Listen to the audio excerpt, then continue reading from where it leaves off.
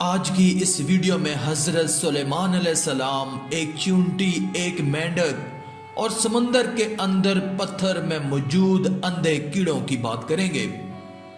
یہ بہت ہی دلچسپ اور سبق آموز واقعہ ہے، اس کو پورا ضرور دیکھنا، اور اگر ویڈیو پسند آئے تو کمنٹ میں سبحان اللہ لکھ کر چینل کو سبسکرائب کر دیں، شکریہ۔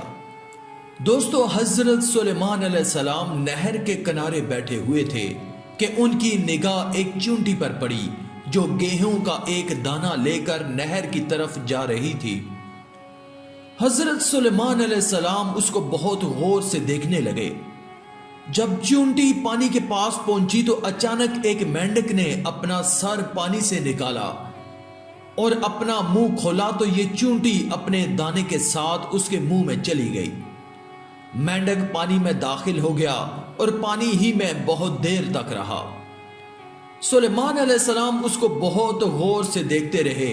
ذرا ہی دیر میں مینڈک پانی سے نکلا اور اپنا منہ کھولا تو چیونٹی باہر نکلی، البتہ اس کے ساتھ دانا نہ تھا۔ حضرت سلیمان علیہ السلام نے اس کو بلا کر معلوم کیا کہ ماجرا کیا تھا اور وہ کہاں گئی تھی۔ اس نے بتایا کہ اے اللہ کے نبی، آپ جو سمندر کی تہہ میں ایک بڑا کھوکھلا پتھر دیکھ رہے ہیں، اس کے اندر بہت سے اندھے کیڑے مکوڑے ہیں۔ اللہ تعالیٰ نے ان کو وہاں پر پیدا کیا ہے، وہ وہاں سے روزی تلاش کرنے کے لیے نہیں نکل سکتے۔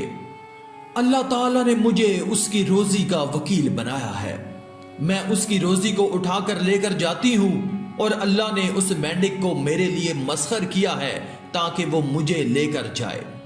اس کے منہ میں ہونے کی وجہ سے پانی مجھے نقصان نہیں پہنچاتا، وہ اپنا بند منہ پتھر کے سوراخ کے سامنے کھول دیتا ہے، میں اس میں داخل ہو جاتی ہوں۔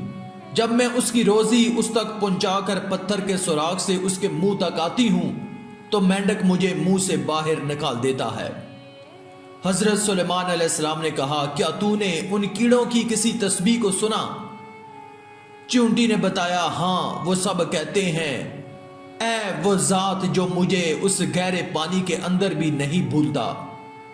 میری دعا ہے اللہ ہم سب کو اس واقعے سے سبق حاصل کرنے کی توفیق دے۔